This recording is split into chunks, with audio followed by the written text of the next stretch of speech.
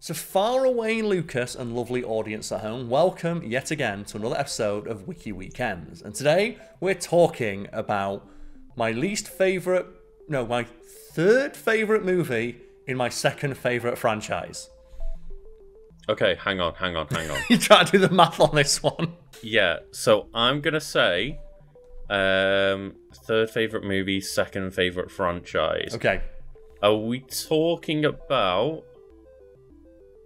Aliens 3? Ooh, Alien Resurrection. Oh, You got that so yeah. close! Oh. Let's go. More specifically, we're not talking about the film Alien Resurrection. We are talking about the character from that film, Ripley 8. And what do you remember about Ripley 8, the character from Alien Resurrection? So I've not watched any Alien films apart from... Don't judge me. Okay. Because I didn't really realise it was an alien thing when it got put on. Prometheus. Okay, yeah. So when I say So like, I'm it's really yeah. not into like horror and stuff like that, so I always assumed Alien was kind of on that side of things. So when I say my third favourite movie in my like second favourite franchise, my second favourite franchise is the Alien franchise. My third favourite movie, Aliens is untouchable. Alien is a classic, and Alien Resurrection is my guilty pleasure.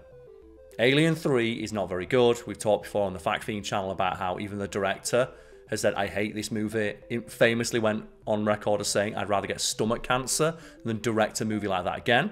And then you have the Prometheus and Alien Covenant, which just all suck ass. See, that's the thing, is I forgot about Resurrection. In my head, it was the first three, then Prometheus and Covenant, and I was like, well, you're not going to say that either of those two are your favourite ones, or third favourite one. Forgot about the Resurrection. Yeah, but my Alien Resurrection is my guilty pleasure in the Aliens franchise because it's not great, but it's the one that I remember watching the most as a kid. Right, Like, yes, there's always of that course. thing, isn't there, of like, there's a movie that ends up just resonating with you a lot as a kid, and you don't know why, you can't explain it. Like, I think everyone has, like, a Disney movie that's not one of, like, the mainline well-known ones. That's their favourite Disney movie, because it's just the one they happen to have on, like, VHS or DVD as a kid. And for me, that one is The Aristocats, because that's just the one Disney movie we actually had, so that's my favourite Disney movie. Is there something similar for you? That's a hell of a rewatch nowadays, Karl. It is, yeah. It's a bit rough when you get to just the We Are So Siamese. It's like, why is that not gone into the Disney vault? Do you like the super secret racist Disney vault? Shanghai, Hong Kong, ik Fu Young. Fortune cookie always wrong. Not the hot one. With like Song of the South and stuff in it. Again, like as we always say, I kind of respect the move of like Disney putting up a disclaimer like, this is pretty rough, but we're not gonna like disown it. And then it gets the really racist stuff, and then they're like, oh no, that didn't exist. Yeah. But like, is there a movie like that from your childhood where it's like, you know, not necessarily a good movie by like, you know, critical consensus or anything like that, but you just like it because it's one you have an attachment to? There is one in terms of like those 90s Disney films, and like one of them is like, it's not great, and I don't love it, but I have a lot of nostalgia and memories for it, and that's Flubber. Good old Flubber.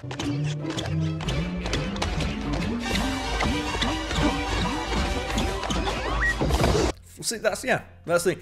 And there's often, like, online, when you get to discussions of this, like, people can't in their head separate the idea of them liking something and it being objectively good.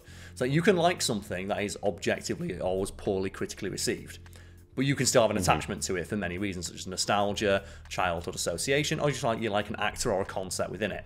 Well, exactly. Like, it's got Robin Williams in it. Is it really, like, it's not that hard to like something with Robin Williams in it? Yeah, and it's like saying for like Alien Resurrection, it's probably like one of the, like, you know, it's in the bottom half of like Aliens movies review and like critical consensus wise, but it's one that I like because I like the concept of the alien, and I like Sigourney Weaver as an actress, and I just like the Alien franchise as a whole. But, you know, for anyone who isn't familiar with Alien Resurrection or the character of Ripley 8, we have a description here from Xenopedia. Ripley 8, and a quote here, "I'm the monster's mother." So do you remember, like, you've not seen it, have you? So the gimmick in this film is that Ripley has been dead for like 200 years. And she died in Alien 3. She jumped into a vat of molten steel because she was infected with an alien queen. And basically, with that action, destroyed the xenomorph race throughout the universe. I mean, that's a pretty badass way to go. It's super, and like, you know, they have the shot in the film where she's falling backwards and the alien tries to jump out of her chest to escape, and she grabs it in midair, and Izuna drops it into the steel, and it's like, oh! So again, it's not a great movie, but that shot is hype. And like, you know, of course, they couldn't get rid of Sigourney Weaver. Of course, and what they do is they say they got some of her blood, and they spent the last couple hundred years trying to clone her, and they managed to clone her, like with the alien queen, like xenomorph still inside of her. Oh, fucking hell, Lucas! It's a science fiction movie, and it's an excuse to give them Sigourney Weaver. Like, but it's an you know excuse. what that is?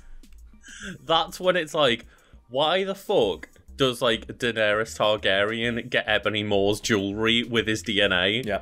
It's that kind of thing. Why are Drax's tattoos all over Super Skrulls? Like, what? Lucas, don't ask about it. But you might have noticed something there, Lucas. Her name is Ripley 8, and she's a clone. So we'd like to hazard a guess at what like the twist in the film is. Well, I presume the twist is that there's many Ripley clones. Yeah, and you have, again, this is why I love Alien Resurrection. I have like such a nostalgia for it, especially now as an adult who appreciates science fiction and body horror and science fiction horror films, is that they have a moment where Ripley 8 walks into the failed cloning room full of failed Ripley clones. And like they start just like, you know, just basically like a fetus with like no discerning human features, then like a slightly larger one, but that one has like some slight xenomorph traits to it, and you can see as they go from like Ripley 1, 2, 3, 4, 5, 6 that they're getting closer and closer to perfecting a human alien hybrid. And then you get to Ripley 7, who's just like on a table, still alive with like consciousness, but like all of their limbs are distorted, and the only words they can say are "kill me." Oh, and that's the thing, and it's a really strong moment.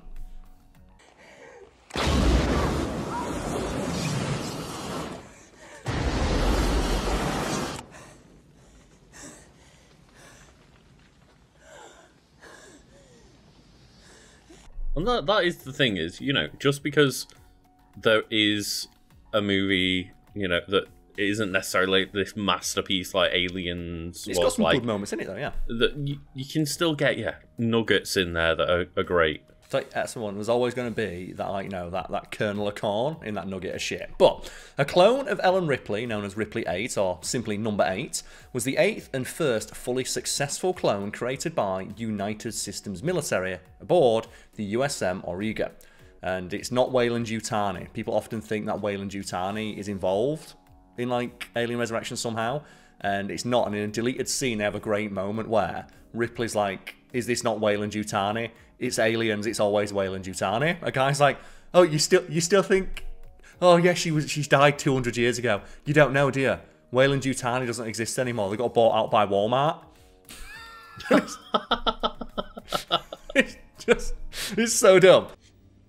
Ripley 8's former employers, Terran Growth Conglomerate, they had defense contracts under the military. Oh, they went under decades ago. Get them in way before your time. Bought out by Walmart. Although she was essentially no more than a byproduct of a top-secret project to resurrect the xenomorph species, the scientist in charge of the program, Dr. Wren, ultimately elected to keep her alive for study. Her subsequent involvement in the xenomorph outbreak and infestation upon the Auriga resulted in becoming friends with numerous people on that.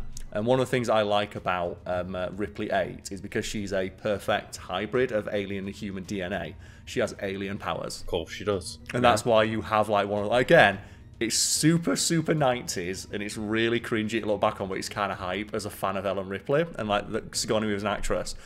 You know the basketball shot, right? We've talked about it before. Everyone knows the basketball shot where Sigourney Weaver really sung a behind the back, half-court basketball shot for real on camera. We all know that, yeah? Mm-hmm. The hell are you?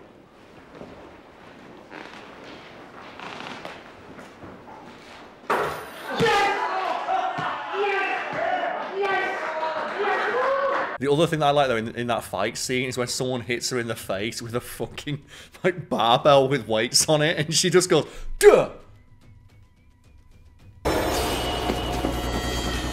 Okay. I got a new game. Tag.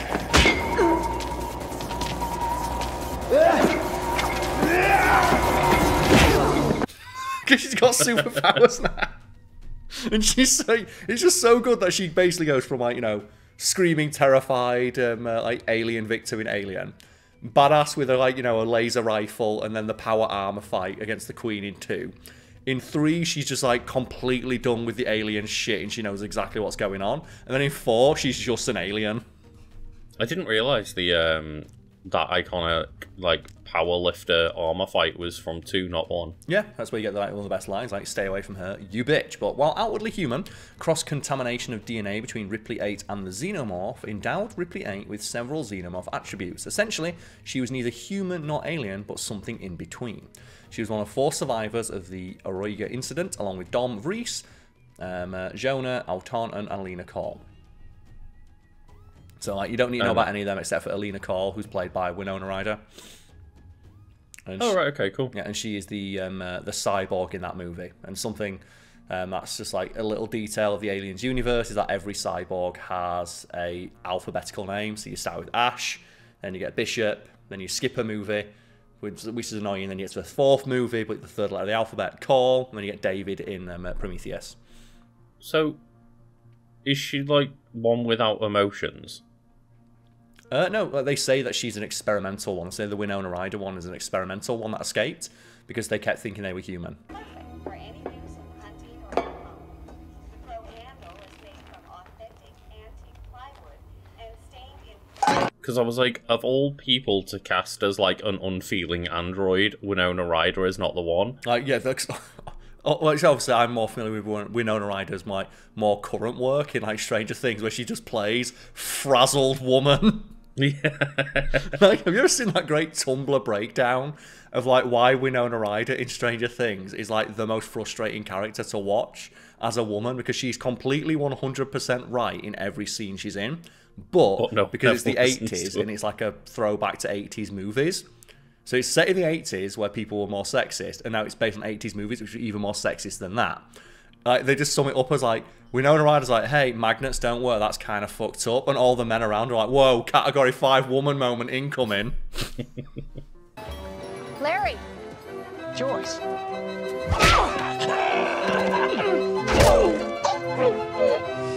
But she's always right. It does get less frustrating as obviously they grow the relationship with Hopper. Yeah. And then most of the time it is just that core cast, and Hopper's like, right, we need to get shit done. Because like well, I can't even remember the name in the show, but like Winona Ryder's like figured this shit out again. And it's like, right, yeah, you were right last time. Maybe let's pay attention to this woman. Yeah, speaking of always right, Sigourney Weaver's character, like Ellen is always right, where it's like, first movie, fair enough, she doesn't know what an alien is. Second movie, when they say like, oh, there's aliens on the planet, and just without thinking, just Ellen Ripley goes, nuke it from orbit. I say we take off and nuke the entire site from orbit. It's the only way to be sure. I'm like, no, but there might be valuable. Nuke it from orbit. Nope. You cannot Nope. contain these things. Get rid. Yep. Third one, it's like, you're all gonna die. And the 4th one, like Ellen, like, again, you're all gonna die. Stop fucking trying to catch the alien. And as I mentioned, like I don't know too much about the Alien franchise. Just like mostly through like talking to you about it is where I've learned from it. Which I imagine but just is the same that for our audience. great clip from whichever movie it was where you told me to like find it, where they go into the vents and like the motion tracker's like, oh yeah, they're up here, and it just glances to like the million xenomorphs in the vents. It's like, oh, we're fucked. Yeah, Yep. it's like one of like the strongest visuals in Alien. That's from Aliens, and I'm not sure if it's the extended director's cut, because I get the 2 movies confused in my head because I watched both so much that they're interchangeable in my mind. But the shot you're thinking of is when like the Marines look up. It's like, where are they? They should be inside the room. It's like the motion tracker says the aliens are inside the room, but we can't see them. Is that thing malfunctioning? And then they look up into the vent, and it's like 40 aliens. Yeah, it's coming in.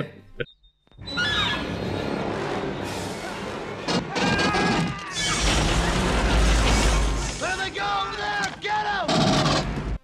At that moment, just give up. Well, that's the thing. That's where you get one of the best. Like, they're in the walls. They're in the goddamn walls. It's so there's so many iconic lines from Alien that have just permeated throughout pop culture. I think, like, you know, game over, man, game over. How often does that get referenced in media now? That they're in the walls is probably essentially what like made Dead Space a game. Yeah, like, you know, there's hiding in the vents, and we've talked about the Alien specifically. One of the things I adore about its design is it's inspired by like H.R. Giger's like Necronomicon 4, which is like his weird sexual biomechanical artwork. The operative part of that word is mechanical, because the aliens can hide in vents and shit because they look like pipes. And they're like, it's something they like really take advantage of in like Alien 1, where, like, you know, the alien crouches down in corners and you can't see because it looks like a pipe.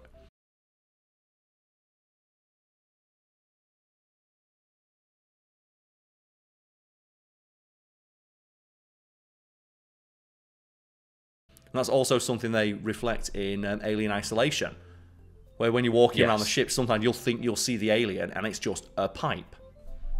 Well, there was that excellent trailer for Aliens Colonial Marines where, like... The trailer was good. The game was shit, but the trailer was pretty good, yeah. That doctored trailer was incredible. And where, like, they're walking down the corridor, and then all of a sudden it's like, hang on, look at the wall, and there's just aliens, like, hiding on the walls, just in plain sight. And you can't see them. And then, obviously the game came out and it was all just, like, you know, smoke and mirrors and lies, but that trailer was just like, that moment of just looking at the wall and be, oh shit, they're just there.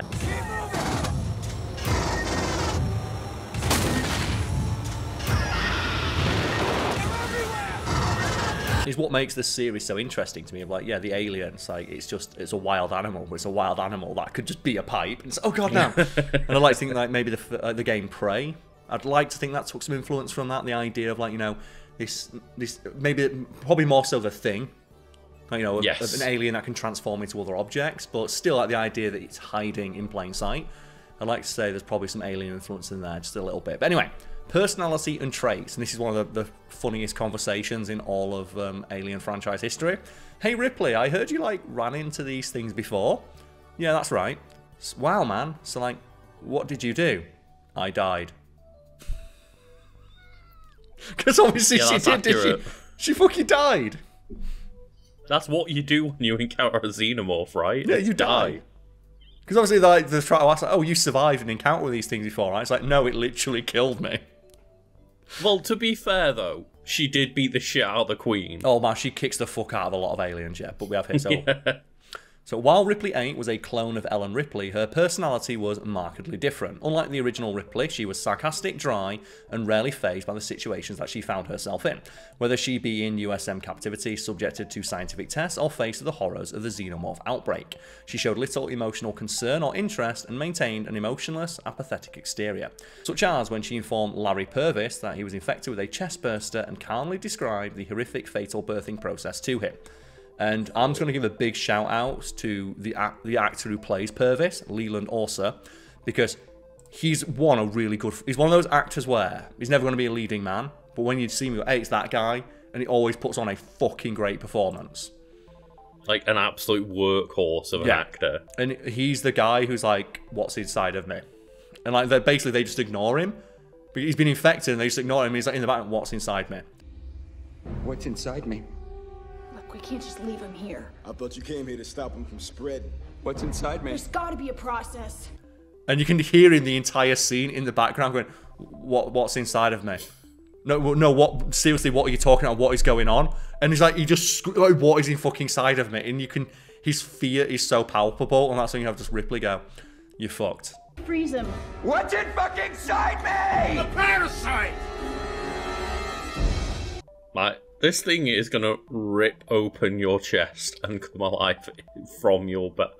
Yep. Oh, you're gonna give birth. You're gonna experience birth as a man. It's not great. And the thing is, though, he does go out like a fucking champion. Because, like, he dies from the xenomorph, but the guy who infected him originally is there. And the guy, like, pulls out a gun and starts shooting him, but he has so much adrenaline going through his system. Like, he just runs over and beats him to death just before the alien pops out and kills everybody. And again, he's acting in that moment. He's like, you know, incredible because, like, no, it's Leland also. Great guy. I think that might have been one of the moments that you told me to like look up in the past for a clip. And it's just like, yeah, like absolutely just going for it, like taking the shots.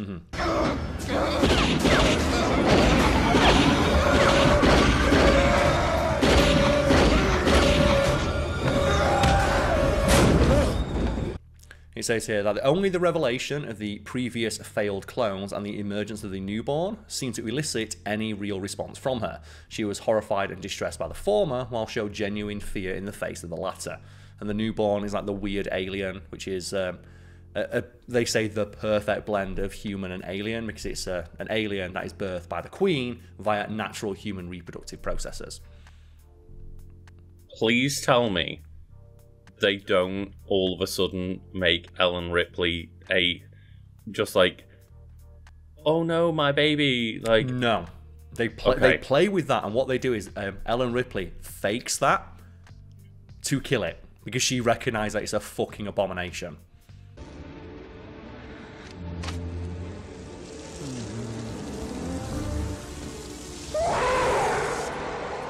I'm glad, because the generic thing to do with like the strong female character when there's a baby around is completely destroy that. You could say Samus. Yeah. So basically, what happens is like Ellen Ripley is born, and like she has like alien and human DNA, and they don't give a shit. It's like, we just want the alien queen. But what they don't realise is that the alien queen has some of Ellen Ripley's DNA inside of it.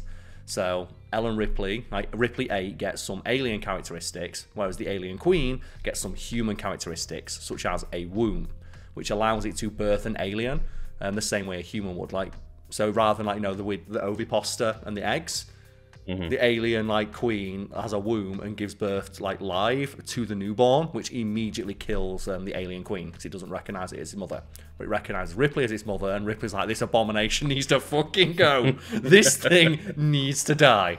That is Ripley's gift to her. A human reproductive system. She is giving birth for you, Ripley, and now she is perfect!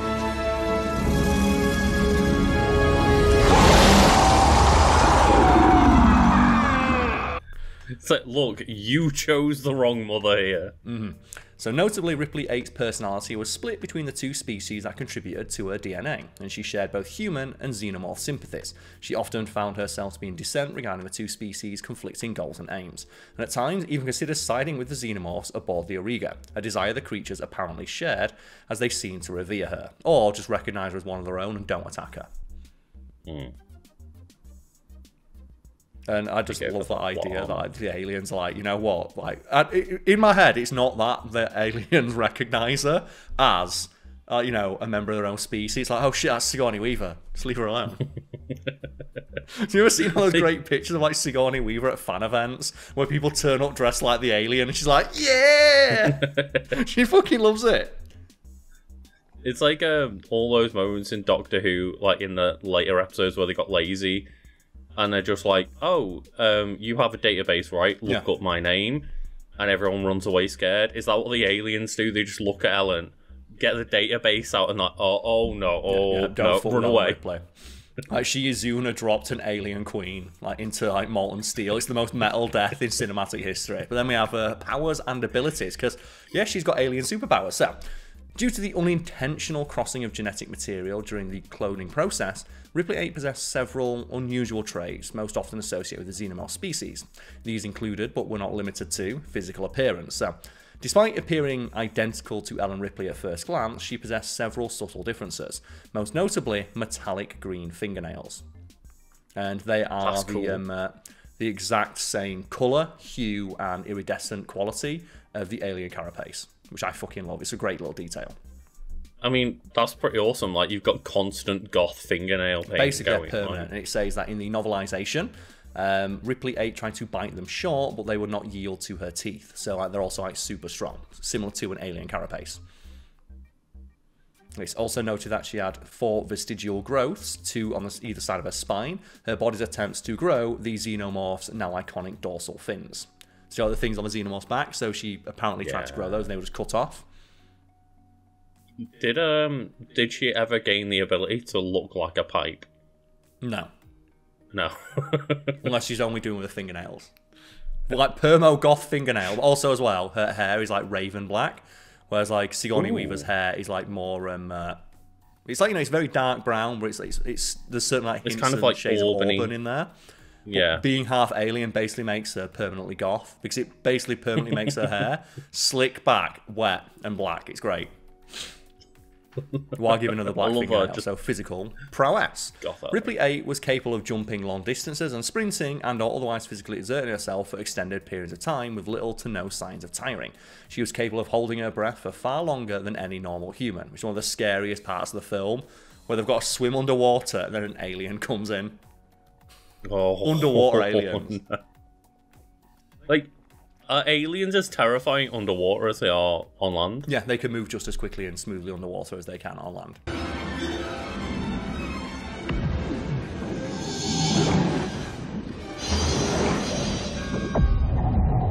She also displayed superior physical durability, including the ability to completely ignore physical pain.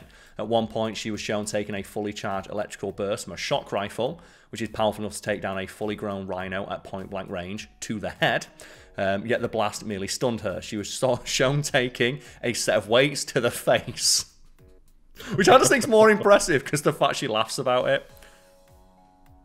And that reminds me of, I think it's Punisher Season 2, where they have a fight inside a gym, and like the Punisher just beats the shit out of people with dumbbells and barbells. They're a terrifying thing to like hit someone with.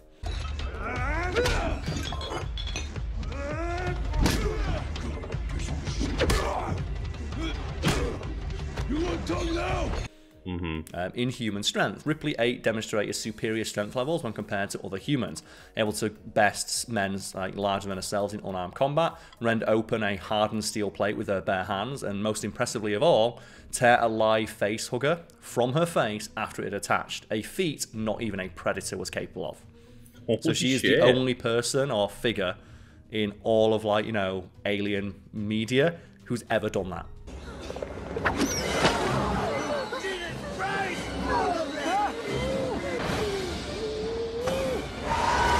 I mean, that's all they're designed to do, is hug the face. And they say like, even like a seasoned predator can't do that. It's only their mask that keeps them safe. So perhaps the most obvious similarity between Ripley 8 and the Xenomorph was the former's acidic blood. While the blood in Ripley 8 was far less potent than that of a Xenomorph, it was still capable of corroding metal, glass, plastics, and other materials over time. It was also red, the same colour as normal human blood, instead of green. And I think the Alien Resurrection is probably one of the scariest displays of like why aliens are terrifying, especially on something like a spaceship. Because like they're on like this giant like military spaceship, which is like the size like an aircraft carrier or something like that. And the aliens are trapped inside a cell, and you see them talking to each other.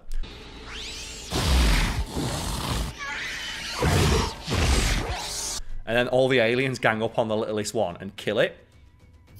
And its alien blood sinks through like 40 floors in 10 seconds.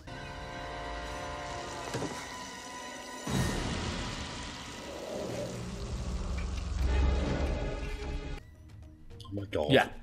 And as I imagine that, you're in space. Yeah. And it's just the hull of the ship blows off or something like that. It's terrifying. So, does that mean like she knows when they're around? Basically, yeah. Like she has like, you know, the same link that all aliens have, like that inherent genetic link they all have with one another. She also refers to the xenomorphs with the pronouns it or them, referring to their hive mind intelligence. And just to end on a little bit of trivia, according to Sigourney Weaver, the idea of including a 9th Ripley clone in the film was discussed. Ripley 9 would essentially be an evil version of Ripley. So you'd have 2 Sigourney Weavers. I'm not gonna lie. That would kind of be pretty badass, though. If like the culmination of that movie was Ripley 8 versus Ripley 9. And don't forget, they almost had, at the end of like their like, really shit Predators movie that came out, they were going to reveal, there's the pod at the end that just has like the anti-Predator armor in there. At various points that was going to be either Dutch Schaefer, like portrayed by Arnold Schwarzenegger, or Ellen Ripley. Is Dutch the one from Predator 1? Predator 1, yeah. Right, But both of them turned it down because they didn't want to do a cameo. And rather than rewrite the film to put Ellen Ripley or Arnold Schwarzenegger in a more prominent role, or maybe both of them, they decided to just make the film worse. Like I remember reading an interview with Arnold Schwarzenegger where he said, I would have done it if they wanted me to be in the film, but I didn't want to be a cameo. I don't want to be a cameo and be like, then be beholden to doing the sequel. They could put me in the movie. And they never did. Yeah. It's like, fuck's sake. Like, both of them were just sitting there going, like, yeah, sure, but do it properly. And they're like, we don't want to do it properly. No. And then just the final little bit of trivia here. Costume designer Bob Ringwood originally intended to design a leather costume for Ripley 8 that evoked the look of the Xenomorphs, like the slick black look. But Sigourney Weaver did not like it. Like, she didn't like the idea anyway. When he gave it to Hillard, played by Kim Flowers, Weaver saw it and really liked it and asked to wear it instead. So she saw it and went, actually, no, that looks kind of badass. Can I have that? So they had to redesign the costume so it fit her. Because Sigourney Weaver's like a foot taller. Because she's like 6 foot tall in real life. It's a stupid idea. Why would I ever want to look that? Oh, damn, that looks pretty good. It was pretty badass, yeah. So, yeah. That's Ripley 8. So, hopefully you enjoyed this one. If you enjoyed the video, leave a like. If you've got something to say about it, let us know your favourite, bad movie you enjoyed as a child that you now have nostalgia for an adult. And subscribe if you want to see more stuff like this. Cheers. That's good to get into like the 29th minute, so I thought. Oh, shit, yeah. We were, yeah. I thought...